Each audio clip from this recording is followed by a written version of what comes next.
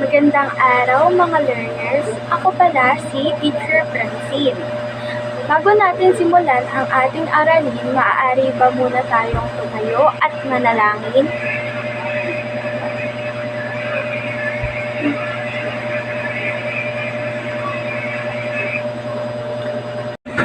Ngayon, ang lesson natin ngayong araw ay ang pagpapantig sa Pilipino.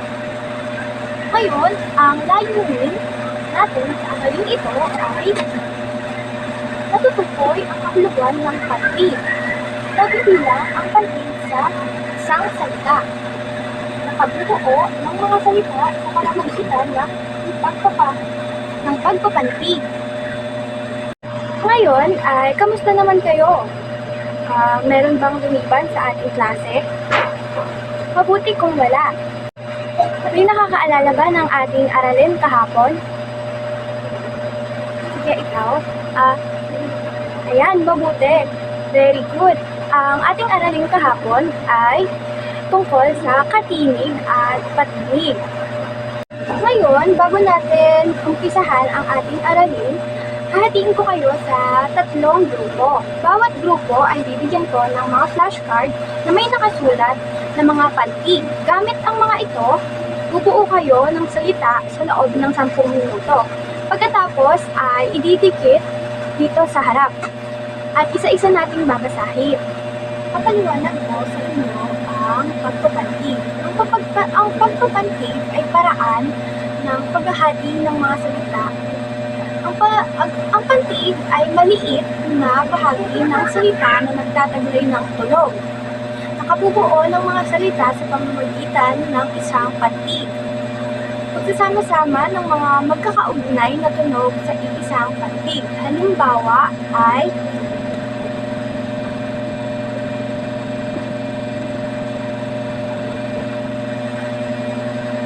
D at A. Ang basa ay da. Ngayon, ang mga halimbawa ng pantig ay ang da, de, di, do, du, kake, ki, ko, pu, babe, di, do, bu. Ngayon, ang mga halimbawa ng pantig. Ngayon ay may ipapakita ako sa inyo yung flashcard. At sabay natin babasahin. Ako muna, tapos ay kayo naman. Ngayon, ito ay baso. Baso. Kaya nga. Ayan. Sorry. Ito naman ay kama. Kama. Ito naman ay dila. Dila. At ito ay kamay. Kamay. Ngayon ay ang mga binasa natin ay ang mga pantig. Ang bawat salita na binasa natin, halimbawa nito ay dila. Ito ay may 2 pantig. Ang pantig ay paraan ng paghahati ng mga salita sa mga pantig. Ito ay proseso na hinahati ang mga salita para mas madaling baybayin at maunawaan ang pagbasa. Ngayon ay karaniwan sa mga pantig ay nag-uumpisa sa katinig. Halimbawa nito ay itong letter D. Ito pa ay nag-uumpisa ang kama sa letrang K. At itong baso ay nag-uumpisa sa letrang B. Ito namang kamay ay nag-uumpisa sa letrang K. Lahat ng sinabi ko at nakita kong mga salita ay may 2 pantig. Ngayon naman ay isulat ako ng mga halimbawa na may 3 pantig na mga salita.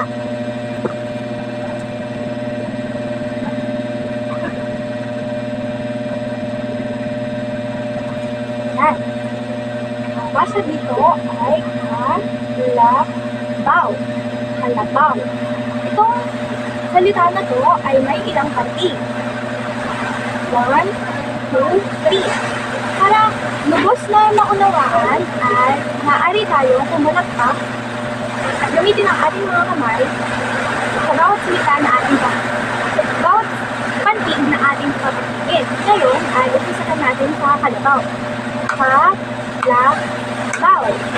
Ngayon ay ilang beses ba tayo pumalakpak? Hindi ba 3 beses? Ngayon ay Ang kalabaw ay may tatlong pantig. Yun, para bus na maunawaan ay meron ako ditong mga litrato. Sasabihin niyo sa akin kung ano ang nasa litrato at papantigin natin. Ito ay bayabas. Ngayon, ilang pantig kaya ang bayabas? Bayabas. O, gagawin naman natin ng may palpak.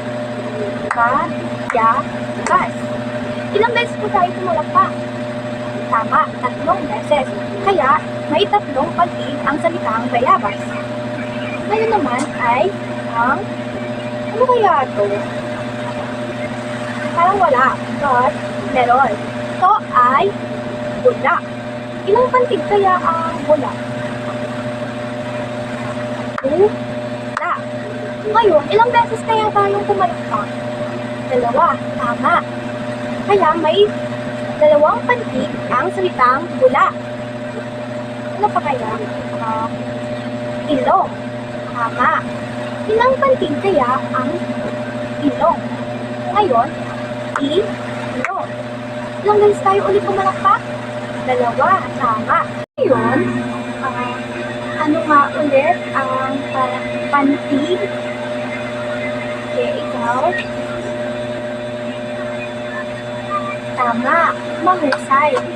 Ang pantig ay bugso ng tunog sa isang salita. Binibilang nito sa pamamagitan ng palakpak na ginawa natin kanina at takip o pagbigkas.